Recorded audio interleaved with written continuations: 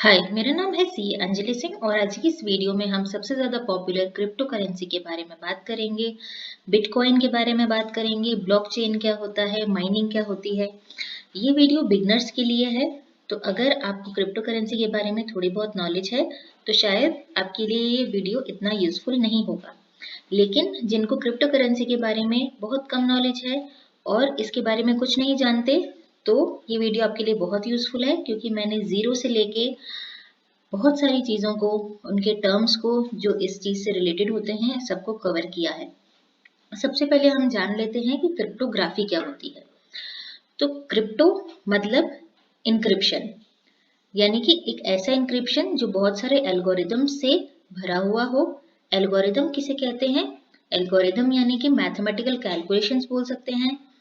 इसका एक बहुत ही बेहतरीन एग्जाम्पल मैं आपको दूंगी। जैसे कंप्यूटर की एक भाषा होती है, एक मशीन लैंग्वेज होती है, वैसे ही अगर आप उस एल्गोरिदम को यूज करके किसी चीज को या किसी ट्रांजैक्शन को प्रोटेक्ट करते हैं, तो उसे क्रिप्टोग्राफिक कहा जाता है।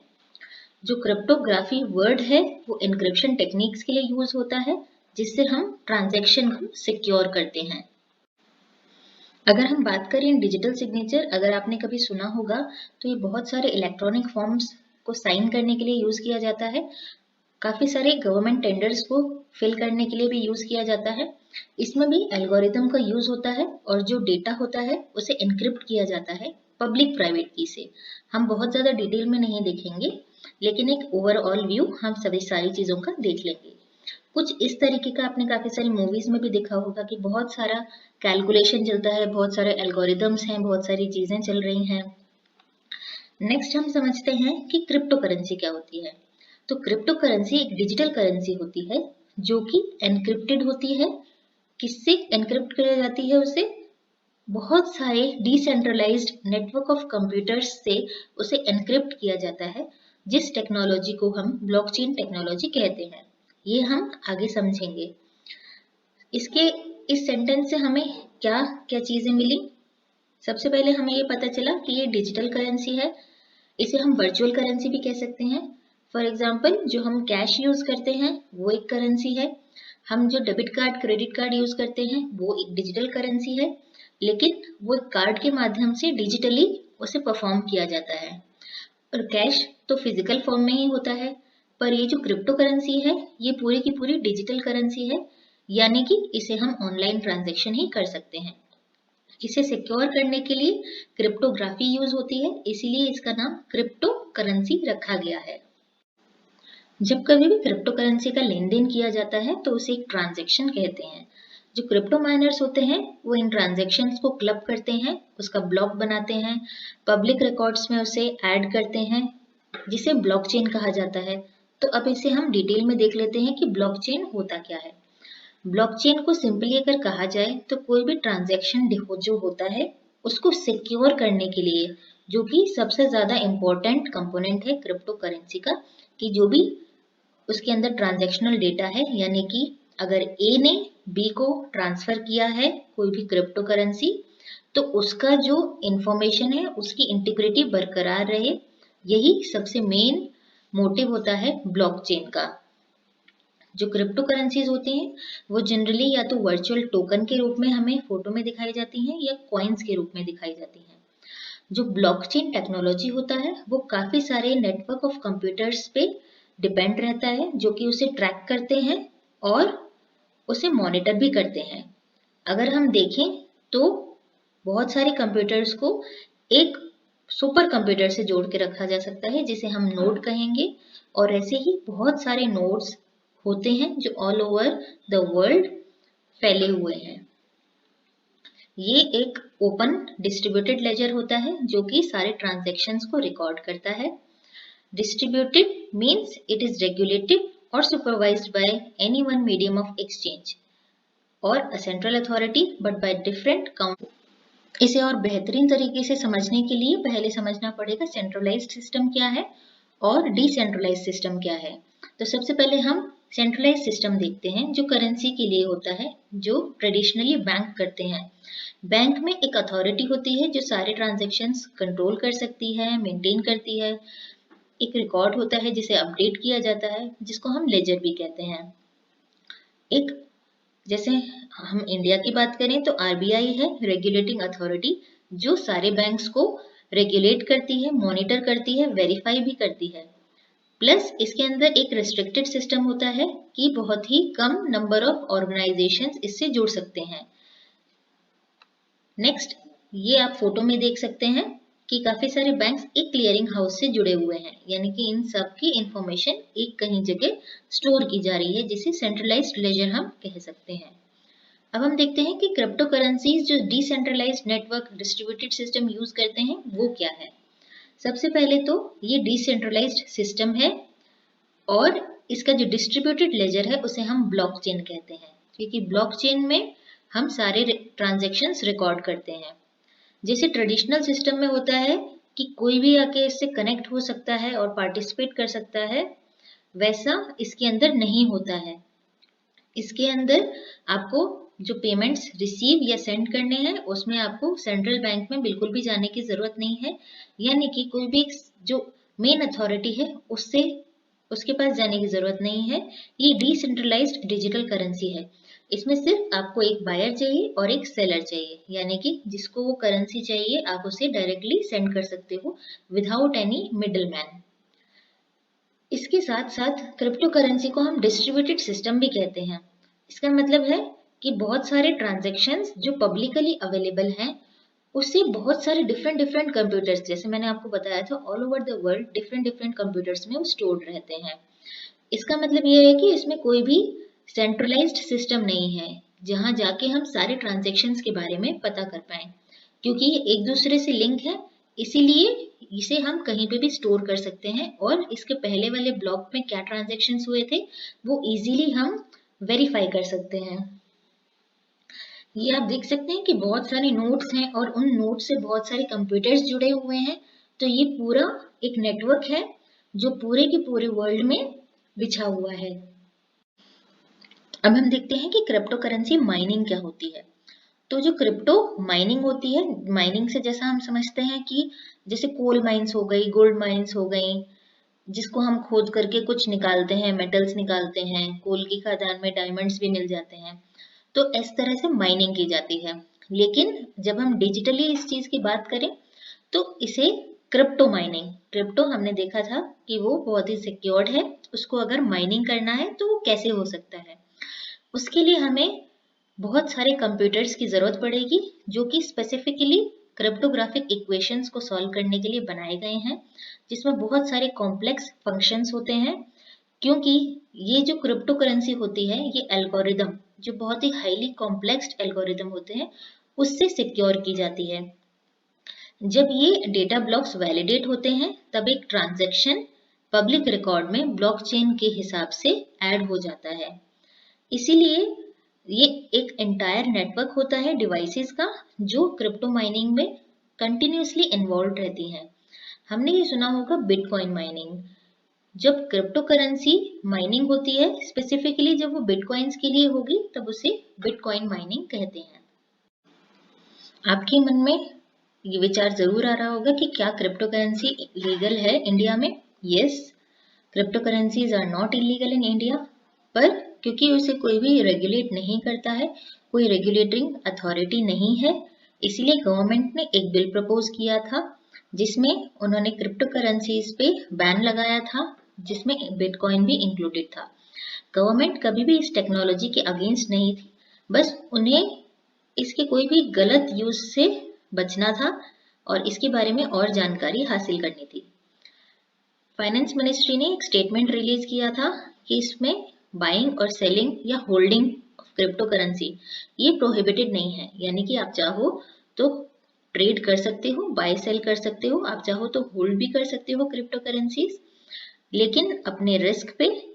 इसमें इलीगल एक्टिविटीज नहीं होनी चाहिए और गवर्नमेंट चाहती थी कि एक हेल्दी क्रिप्टो इकोसिस्टम क्रिएट कर पाए।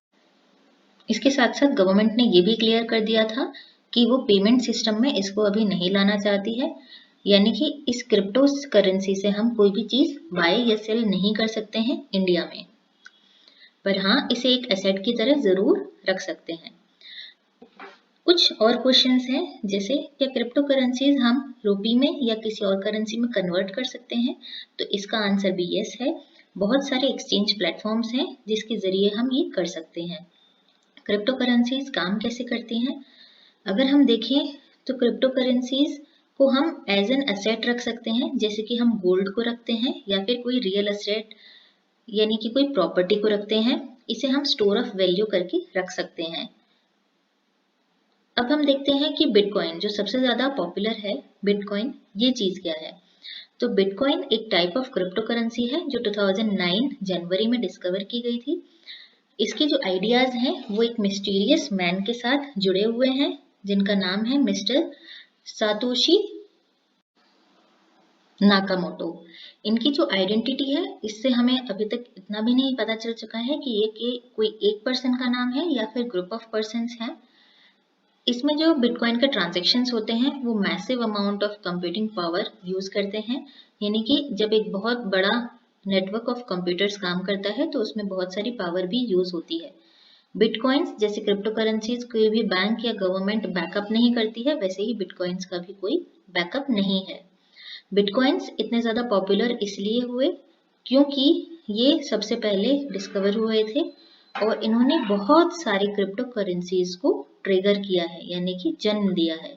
हम बिटकॉइन को बीटीसी के नाम से भी कह सकते हैं। अब 3 तरीके होते हैं बिटकॉइन को पाने के। पहला होता है या तो हम कोई एक्सचेंज प्लेटफॉर्म पे उसे परचेज करें। सेकंड होता है या तो हम exchange of goods and services यानी कि कोई गुड्स या सर्विसेज खरीद बेच के लिए यूज कर सकते हैं। थर्ड, हम बिटकॉइन माइन करके भी बिटकॉइन अक्वायर कर सकते हैं। जो सेकंड वाला है और जो थर्ड वाला है वो इंडिया में अभी लागू नहीं है, यानी कि आप चाहें तो सिर्फ उसे परचेज करके होल्ड कर सकते हैं। अब हम देखते हैं कि बिटकॉइन माइनिंग क्या होती है। Bitcoin mining high powered computers के जरिए होती है जो कि बहुत ज़्यादा complex computational mathematical problems solve करते हैं। ये बाय हैंड नहीं हो सकते हैं, इसके लिए स्पेसिफिकली कंप्यूटर्स डिज़ाइन होते हैं, बहुत ही पावरफुल कंप्यूटर्स होते हैं। बिटकॉइन का जो मैकेनिज्म होता है वो ट्रांजैक्शन लॉक पे बेस्ड होता है, जैसे हमने पहले बात की थी ब्लॉकचेन के लिए, जो कि जो ट्रांजैक्शन के लॉक्स होते हैं। इसका एक एग्जांपल मैं आपको देती हूँ। जैसे आपके मोबाइल में लॉक्स होते हैं, आपने कब किस समय पे किसको टेक्स्ट किया था, किसको फ़ोन किया था, कितने मिनट बात की, ये सारी चीज़ें आपके फ़ोन लॉग में होती हैं। वैसे ही जो इसका पूरा मैकेनिज्म होता है, जो भी ट्रांजैक्शंस होते हैं वो ट्रांजैक्शन लॉग ब्लॉकचेन के ज़रिए स्टोर किए जाते हैं और इसी ब्लॉकचेन से आप उसकी ऑथेंटिसिटी हर एक ट्रांजैक्शन की वेरीफाई कर सकते हैं, कभी भी कहीं भी। तो जो बिटकॉइन होते हैं वो ब्लॉकचेन में अच्छे से स्टोर्ड रहते हैं और प्रिवेंट करते हैं कि डबल काउंटिंग ना हो और कोई भी फ्रॉड ना हो पाए और सारे ट्रांजैक्शंस हम इजीली वेरीफाई कर पाए, क्योंकि ज़्यादा से ज़्यादा ट्रांजैक्शंस होते रहते हैं। फॉर एग्जांपल 1 घंटे में ही बहुत सारे ट्रांजैक्शंस हो रहे होते हैं पूरे ऑल ओवर वर्ल्ड। तो इसे वेरीफाई करने के लिए हमें बहुत ही अच्छे कंप्यूटर, हाई पावर्ड कंप्यूटर्स की ज़रूरत होती है। जो बिटकॉइन माइनिंग का रिजल्ट होता है वो 2 फोल्ड होता है। सबसे पहले तो जो कंप्यूटर्स होते हैं वो बड़े बड़े कॉम्प्लेक्स मैथमेटिकल प्रॉब्लम सॉल्व करते हैं और ऐसा बिल्कुल भी नहीं होता है कि जैसे हम ग्राउंड से गोल्ड को एक्सट्रैक्ट करते हैं या कोल डायमंड को एक्सट्रैक्ट करते हैं तो एक्चुअल में कोई माइनिंग नहीं होती है। और दूसरा ये होता है कि जो मैथमेटिकल प्रॉब्लम सॉल्व करते हैं वो बिटकॉइन माइनर्स करते हैं, जिनको एक ट्रस्टवर्दी रूप में देखा जाता है, जो इस पूरे ट्रांजैक्शन को सिक्योर बनाते हैं और ट्रांजैक्शंस को वेरीफाई भी करते हैं। हम बिटकॉइन की हिस्ट्री ज़रा देख लेते हैं। जैसे 2013 में देखा जाए तो ये सिर्फ 5283 का था, फिर बढ़ के 51,000 समथिंग का हो गया, फिर अगले साल 19,000 का मतलब गिर गया, फिर देखें तो 28,000 का हो गया, फिर बढ़ा, फिर और बढ़ा 2017 में 52 तक हो गया, फिर उसने 2018 में एक बहुत बड़ी जंप मारी, यानी 52 से वो डायरेक्ट 9,72,000 पे आ गया। फिर हम देखें 2019 में तो वो 2,71,000 मतलब बहुत ज़्यादा गिर भी गया, फिर से थोड़ा सा बढ़ा 271 से 2,71 से 4,96 तक आ गया 2020 में। और अगर हम आज की डेट की बात करें तो 2021 में ये 23,50,925 इतनी बड़ी वैल्यू पे ये पहुंच चुका है। इस डेटा से हमें ये पता चलता है कि ये बहुत ज़्यादा वॉलेटाइल है। यहाँ मैं आपके साथ एक इन्फॉर्मेशन शेयर करना चाहती हूँ। मेरे एक क्लाइंट थे जिन्होंने क्रिप्टो करेंसी में काफ़ी पहले इन्वेस्ट किया था, और जैसे हमने लास्ट वाले हिस्ट्री में देखा था कि इतना ज़्यादा डिफरेंस हुआ और उनको एक साथ बहुत ही बड़ा फ़ायदा हुआ था। करीब 50 लाख का उनको फ़ायदा हो गया था। तो इसके अंदर ये जो मार्केट है बहुत ज़्यादा वॉलेटाइल है, बहुत ज़्यादा फ्रिक्वेंट मूव होता है, बढ़ता है, गिरता है। आपको बहुत ही पेशेंटली इसका वेट करना पड़ता है कि आप कौन सा ऐसा सही टाइम आएगा जब आप अपने पैसे रिलीज करेंगे। तो ये बहुत ही मुश्किल होता है। आप चाहें, ये हो सकता है कि किस्मत की बात हो, लेकिन उनको बहुत ज़्यादा फायदा हुआ था और उनसे इंस्पायर होके काफ़ी और लोगों ने भी इन्वेस्ट किया था। और बहुत सारे ऐसे लोग हैं जो डेली बेसिस पे 50,000 20,000 ऐसे कमा भी लेते हैं। जो फर्स्ट कंट्री है वो एल सेल्वाडोर है, जो सेंट्रल अमेरिका में है, जिसने बिटकॉइन को लीगल टेंडर अनाउंस कर दिया है जून 19 2021 को। ऐसा स्टेप लेके ये फर्स्ट कंट्री बनी है बिटकॉइन को लीगल टेंडर घोषित करने के लिए। लीगल टेंडर मतलब आप इससे कोई भी चीज खरीद या बेच सकते हैं, बिजनेस इसे एक्सेप्ट कर सकता है। यूएस डॉलर तो प्राइमरी करेंसी है ही, पर बिटकॉइन को भी लीगल टेंडर मान लिया गया है। इसमें एक एडवांटेज होता है कि कोई भी ब्लॉकचेन को हैक नहीं कर सकता। जैसे मैंने आपको ब्लॉकचेन में बताया था कि ए का जो इंफॉर्मेशन होती है वो बी में भी जाती है, बी की जो इंफॉर्मेशन होती है वो सी में भी जाती है, जिसको बहुत ही हाई इनक्रिप्टेड किया जाता है एल्गोरिदम से, हैश फंक्शन से। काफ़ी सारे उसके अंदर टेक्निकलिटीज इन्वॉल्व होती हैं। अगर आप इसके अंदर कोई भी एक डेटा चेंज करने जाएंगे तो क्योंकि वो लिंक्ड है एक दूसरे से, तो आपको सारे के सारे ब्लॉक्स की डेटा को चेंज करना पड़ेगा, जिसके अंदर बहुत ही high amount of energy power use होगी, जो कि नेक्स्ट टू इम्पॉसिबल है। इसलिए ब्लॉकचेन नॉन हैकेबल है और वो डेटा मॉडिफिकेशन को होने से रोकता है। अब इसके साथ मैं नेक्स्ट वीडियो में आपको ज़रूर बताऊंगी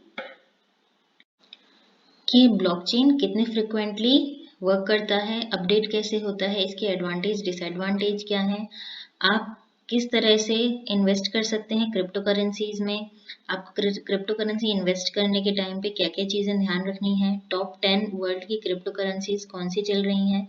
फॉर एग्जांपल आपने हो सकता है सिर्फ बिटकॉइन का ही नाम सुना हो, लेकिन ऐसी और भी बहुत सारी क्रिप्टो करेंसीज हैं जो वर्ल्ड में चल रही हैं।